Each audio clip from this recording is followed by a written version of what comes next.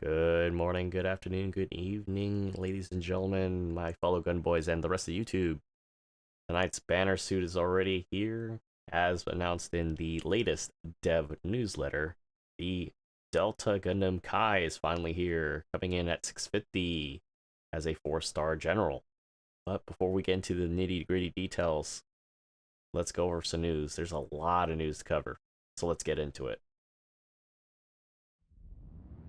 Alright, in addition to tonight's banner mobile suit announcement, we are also getting a new map by the name of Trenches, which was also announced in the latest dev newsletter. This is giving off some World War I vibes and kind of some impressions that you might have seen through various UC-based Gundam anime. Can't really say for certain how well it'll play or how balanced it is. We all know how the Gundam battle operation flow of combat tends to happen, so only time will tell. I haven't had a chance to get a chance to run around in the map, but we'll see. In addition to that, we are also getting some unit adjustments as always, but we'll get into the details shortly. Prior to us looking into the new suit, in addition to that, they brought back the Gundam Factory Yokohama dock or base camp, so if you haven't had a chance to take pictures, take screenshots with your pilot, definitely do so while it's still here. So in addition to the regular banner, we are also getting a boosted supply drop campaign to go along with it, which we'll go over shortly. But for the new units that are being added to the recycled ticket counter, we're also getting the Gabathi level 3, forgive my pronunciation by the way, and the level 1, level 2 Masala. One thing I wanted to jump back to is that the new premium logins for October 2022 are already up, so we'll have to add that shortly. We do have also new units coming to the DP exchange counter. For example, the Gallus J level 3 is being added, as well as the level 1 Gaemok, the level 3 Nightseeker 2, which is also a raid, lovely raid, and the Regelgu level 3 is being added. Now, kicking off the premium login bonuses for October, starting on the 30th, which is tomorrow, the day after this recording, we are getting the full armor Gundam Mark II. So for anybody that's thinking about getting the banner suit and whatnot, which we'll go into very, very shortly, don't worry, this might be something that you can add to your collection. Also, leading into the October 10th week, we are getting the Jetta level 1, and then the week of October 20th, it's the Gogu Cannon JN, which is a 500 cost suit. Now, with unit adjustments, there's quite a lot of stuff that's going on, so we'll try to go through this as thoroughly and as quickly as possible. The full armor Mark II is getting some adjusting. Its thrusters are being increased to 70, and the sub-weapon for the beam gun grenade launcher that it uses has been increased to 2 shots. Now, what they've also mentioned is the unit's designed to take the enemy charge and attacks with the active guard skill and push up the front line by shooting back. By previous adjustments, they just mainly made it easier to disable enemy units. However, the win rate is on the decrease and the development adjustments have been made. Sorry for my stuttering. The twin gun grenade launcher has been increased to 2, and the switch time has been reduced in order to increase the chance of disrupting enemy mobile suits. They call mobile suits aircraft, but basically you get the idea. And the active guard thrusters have been enhanced to increase the use time. So I'm not sure if it's adjusting the drain or the time that it builds up thruster use to overheat. That would be my guess. There's really nothing that really gauges it other than the amount of time it takes to probably overheat, so could be cool. We'll see. Again, they have the analytics, so one thing that I do note that going into the next suit is our lovely Goof Heavy Arms as part of that free campaign, and at one time one of the clan suits that you could get. It's getting some significant changes. For example, the melee resist boost is increased from 6 to 15. Speed is going from 105 to 110.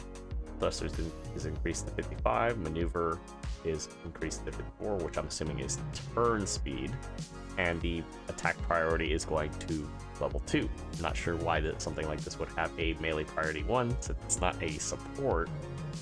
But, you know, glad that it's updated so far.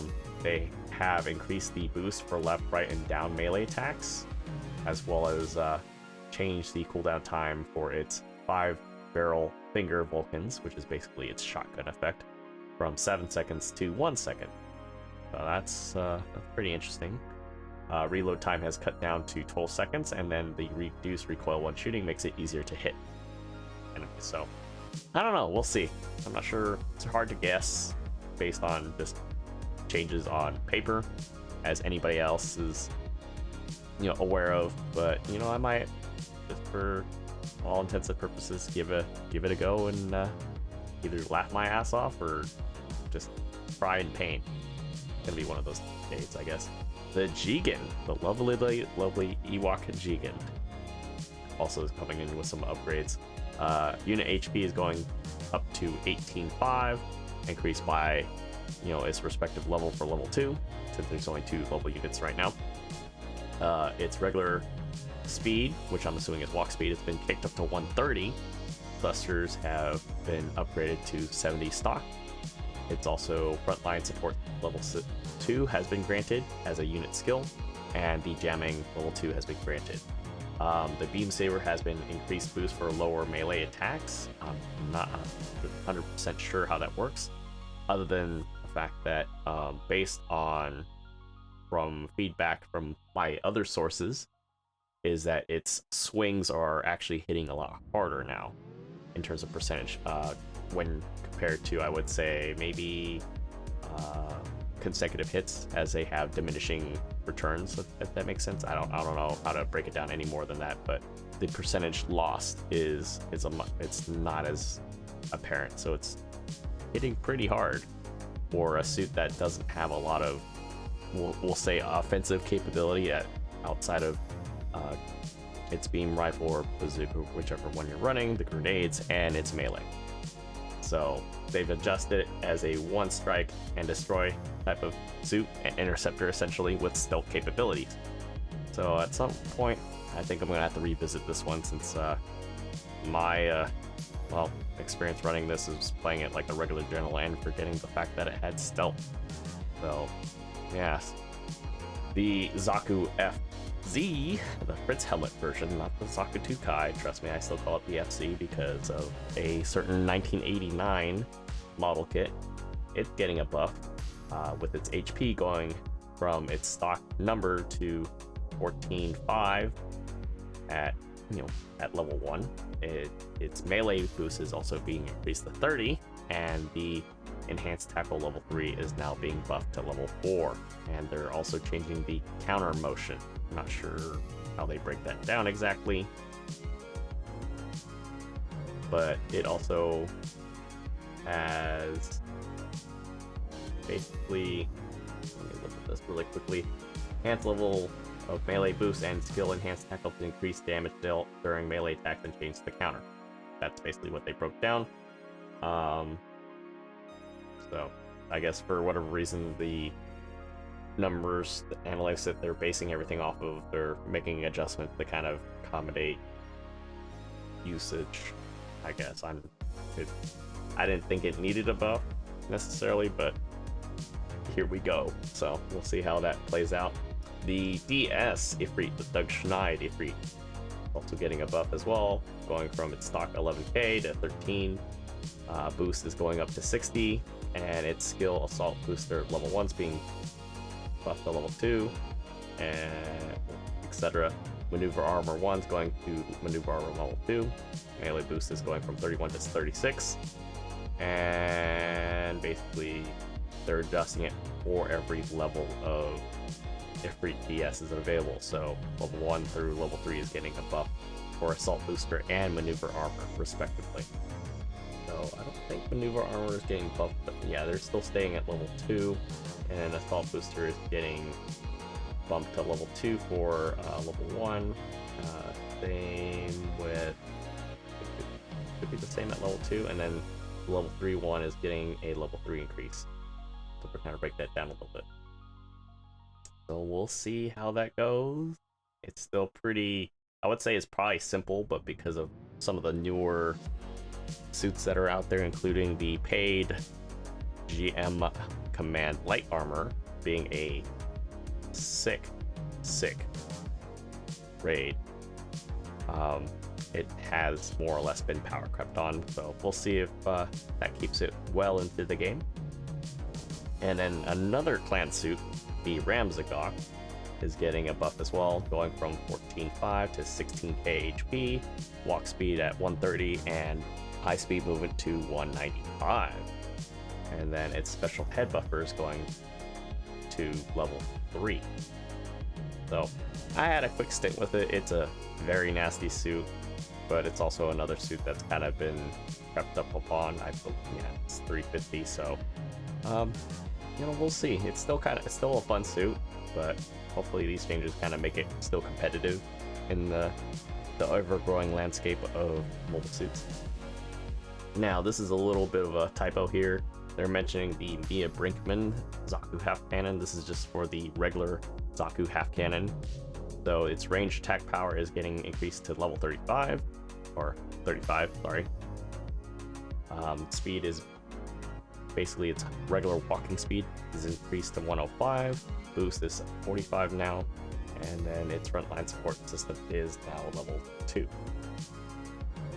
So with all these changes, I'm not too clear how much of an effect this is going to be, just because typically in low cost, I'm not usually running support, but at the same time, it does make it a little more of an incentive to kind of run it and try it out. So this might be something I might also run into, and then if any support mains out there that typically want to give a go with this, let me know how that fares, if it's worthwhile of a upgrade or not.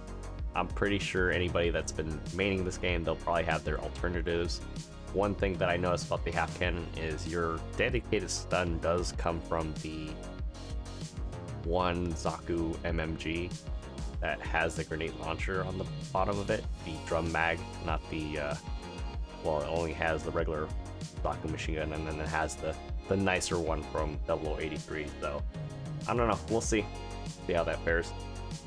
We're also getting some update for the RS Jarja, which is also a support.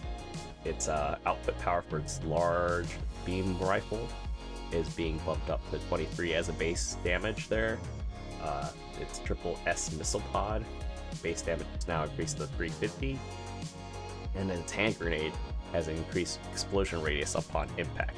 I guess there was some plates about maybe them not hitting on target or not doing a whole lot. Hard to say, but apparently there was enough of an incentive for BB, besides the lovely analytics that you see on the bottom there, to justify some changes. So I don't think the RS Jarja is a bad unit at all. Definitely got some capability there, but you know, we'll see, as with a lot of the different changes that we see here, how they fare. Now, of course, the Palace Athene, an old school support that's just got big hitbox. It's also getting an upgrade, supposedly. We're going from a base of 20k to 2100. Basically, they say bullet resistance. I had to really reread that as ballistic, but basically it's going from 15 to 29 and being increased respectively for all its different versions. As far as level wise go, high performance radar level 2 is now increased to level 3. Its small missile launchers are being buffed for damage, going from 140 to 160, and and for its respective units, we'll say that verbatim. We're assuming this is all across the board. Range is also increased from 300 to 350, so I guess they're kind of squeezing out the mid-range deal. The Mega Beam Cannon has stagger accumulation value increased. The weapon switch time is also reduced for the large missile. Improved difficulty to hit objects on the map. Personally, the only thing, if it's talking about the big 4 to 6, 10 missiles that it shoots from its shoulders there, the big little half halo thing on there. I just want to stop hitting the ground, honestly, but we'll see how that plays out. Maybe they angle the missiles to have more of a tighter group and kind of lead to where you're really aiming. That was my experience with it. The twin beam gun grenade launcher deal is having an increase done to it, so its base power of 700 is now 1,000. Honestly, it's one of those suits that just has kind of aged poorly. Just like I said, it's a big hitbox. We'll see. Like I said, these pages are pretty decent. We'll see if that stagger accumulation actually helps, for that matter. But it's just so big. Honestly, I wish there was some other way to kind of like adjust for it some more, but you know, I'm not a dev. But enough of that. Let's get on with the main event. As I mentioned earlier, tonight's banner suit was actually pre-announced during a dev newsletter that came out a few days ago.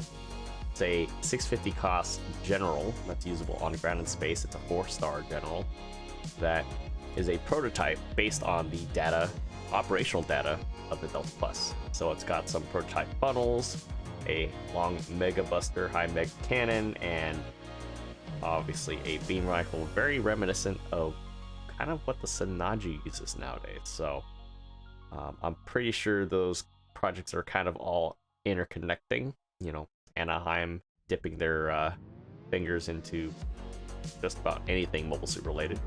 It also has a Psychomu engine called Nitro, which increases the complex fire and weapon control of Psychomu units.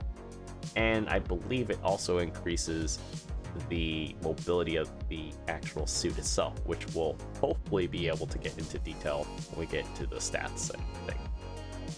Scrolling down, we do have, in addition, with every banner suit, there's always some pilot suit, some normal suit that goes along with it. This time it's Amuro's Londo Bell suit, so if you're doing 10 pulls, you have a chance to either get his regular base body normal suit or the actual helmet. Great if you have it. If you don't, this might be something that you like. As I mentioned earlier, this banner suit also has a boosted bonus drop going on, which is actually pretty surprising and not surprising at the same time. We had this for the Unicorn series, and we also had it back in the 3rd anniversary with the new and Sazabi. So in this case, we have a discounted pull for step 1 for a chance to get the Delta Kai. And not all the way down to step 7, we are also getting the overtuned beam armor, which, going into the description, damage received from beam attributes is reduced by 3%, and additional 4% increase for every unit level increase, which caps out at 15%. So do your math, that actually might be pretty cool. This part actually takes, I believe, 4 close range and 3 long range slots, but no middle. That's the biggest kicker on this. And yes, before you actually ask, I do have it, which is, it's pretty crazy. I haven't tested it out yet, but it's pretty crazy that it's even in here. But we'll see. We'll see how it goes. So on to the nitty-gritty paper detail. All right, folks. Jumping into nitty-gritty, we're going to go over the mobile suit portion first. Looking at the paper stats that the suit has, we have some clear things that kind of make us scratch our heads a little bit. It's not so much the HP, which for this suit compared to say something like Delta Plus, it's brethren. They're both around the 18 to 19k range, so kind of not very surprising there, but the big difference does lie with its resistances. As an example, the Delta Plus has a beam resistance of 28. This one comes with a beam resistance of 22. Everything else is still kind of hovering in the low 20s, which kind of, I'm not sure why they decided to go that route. Maybe they'll adjust them, hard to say, but one thing it does make clear is that if you are trying to build something off of this and you have a lot of parts, it does kind of limit what you can do with it, since the part slots are all kind of hovering around the same range: 16 for your close range, 17 medium, 15 long. Not to say that it's impossible, but it does kind of make things pretty hard to kind of min and max and kind of play Tetris with, especially with a lot of the other suits that it has to contend with at 650. Now, because of the different range weapons that it possesses, it does have a more leaning towards range strength. Melee strength does sit at 30% or 30, which can help, but considering that you're going to be paying Tetris just to kind of keep it safe, it does kind of cut into you bolstering your damage. So going into the weapons, we do have a 2500 base damage for its VR with an effective range of 450 with 5 seconds in between shots and a reload time of 15 seconds. Its melee is a 2700 base power damage type of weapon with 2.5 seconds, pretty standard. One thing to note that I was pretty excited for and slightly disappointed at the same time is that the suit possesses the same animation as the Gundam GBO1. Now, what makes it significantly different is that the animation is the same, but the damage output is different, in the sense that the Delta Kai is actually weaker for whatever reason they decided to go with. Based on my sources and feedback, the downswing has a lower percentage damage output versus the same percentage done with the GPO1 in the same downswing animation to, say, a neutral to follow up. You're getting more damage out of a GPO1 with, I would say, similar values than what Delta Kai is doing right now. Not sure if they intended that way, but this, among everything else that we might be running into that you might think makes this suit either weaker or stronger, they'll probably balance it out, hopefully very soon, but we'll see. Jumping down to its sub-weapons, we do have Vulcan cannons, just like every other Federation, or mostly Federation, and some Xeon suits. Has a base power of 125 with 50 rounds in the mag and 175 effective meters. Jumping into its beam cannon on its shield, we have a base power 400, heat rate of 13%, and effective rate range of 350. It also is able to charge at 3.5 seconds with an overheat of 18 seconds and a cooldown time of 1 second between bursts, functioning very similar to like the Rizzo. The high mega cannon that it possesses is a downgrade, inferior version similar to what the ZZ Gundam has, especially with the base power of 1400 and effective range of 550. You'd think it might need a little bit of a buff, but they probably downgraded the power just to kind of make it balanced for what it's supposed to do, and probably for lower reasons as well. But yeah, 90 seconds for the overheat. I don't think I'm going to be waiting all day for that. I'll probably lose my suit before then, and then it'll be up and ready again to be used. Now, the big party favor that the suit has is the prototype funnels that it uses, also seen in some of the prototype sketches for the Silver Bolt. This has a base power of 300, heat rate of 23, and a range of 200 meters. Pretty good. Pairs up with the beam cannon for stagger buildup. Looks really nice. And you also have a shield for 5500 HP. Alright, now when it's transformed, the Delta Kai's beam cannon drops from 400 to 300, but your heat rate's also now 10%. With that effective range of 450, you're able to focus in 1.5 seconds with an overheat of 18 seconds. The Mega Cannon, while you're transformed, jumps up to 3300 with the effective heat rate of 100 and is able to be fired at 500 meters with a focus of 2 seconds. I would almost say this is very similar to the MBL that the Reg Z custom uses when you're in flight mode. So I would almost feel like they're suggesting that you might be using it in the same manner. But now, if you look at the movement speed, we go from letter walking speed to a max of 200, which is probably one of the fastest suits in this game right now in terms of transformables.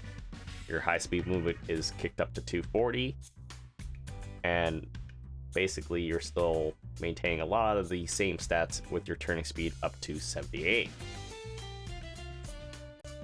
Alright, now going down the shopping list of skills that the suit has, we are in Transform still, so you're also getting Shock Dampeners. You're getting Transformation Optimizers, which reduces the thruster gauge consumption when activating high-speed movement or transforming back to normal mode by 60%. Reduces thruster gauge consumption from high-speed movement by 25%. So this is the first, I guess, level 1 iteration. I don't recall any other suits that have it, but that might be okay.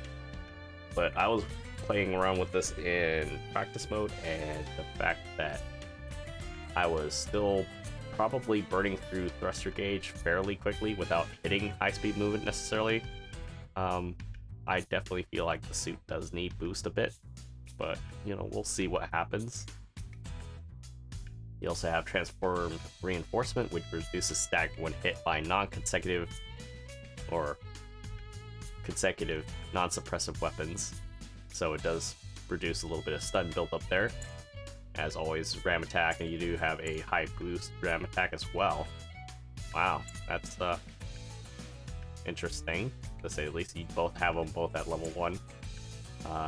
You also have Nitro kicking in as well, which the big Nitro ability, which also affects this in ground, activates at 50% HP, increasing mobility, enhances Psychomu weapons, and reduce range weapon focus time by 30%, and reduces reload and overheat recovery times by 30% while active.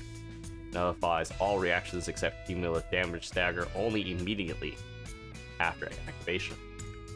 You also have a Psychomu weapon buffer and backbinder cushioning, 10% for the weapon buffer and then 15% for the binder. Now jumping into mobile suit mode, pretty standard fare. Radar at level 3, which extends radar from 300 to 450. You have a fall prevention system, which reduces reaction when hit by range attack while mid-air. Sorry for my stuttering.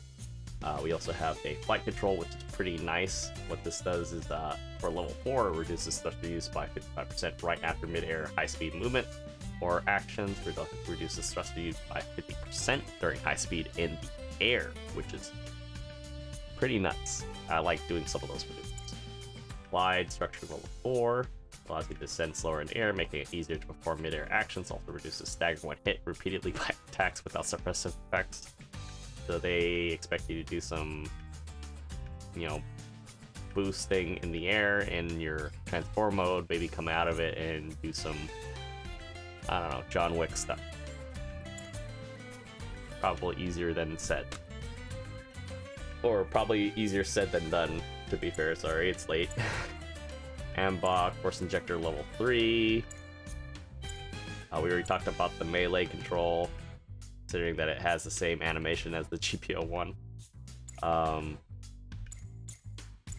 And the high performance counter program level 2, so executing a counter with less than 50% triggers a special counter. So I believe I briefly saw the counter when they had the little advertisement with the dev newsletter, and I think it uses a similar counter to the RX-0 when it's in Awakened mode, or even NTE mode. So it's pretty neat. On paper, it's kind of, it feels like it struggles a little bit to find where it needs to be. Whether it's kind of mid-range or if it's able to commit to some melee, which the numbers in terms of resistance don't really support it necessarily. But again, we'll see in the future if there's any type of buffs or adjustments, because this suit probably might need it. But we'll see when I actually take it out.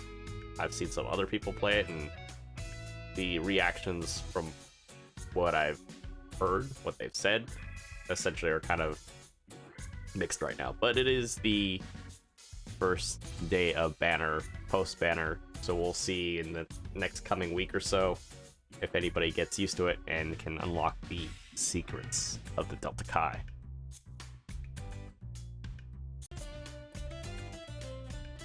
So, if you guys enjoyed this little news segment, which had a lot of news, and unfortunately I apologize for my stuttering and maybe not being so clear at 3 o'clock in the morning, I appreciate you guys nonetheless. If you like what you heard, checked everything out, made sense of it all, please don't hesitate to hit that like and subscribe button and the bell notification. It definitely certainly helps out the channel. And as always, I'll see you on the next one.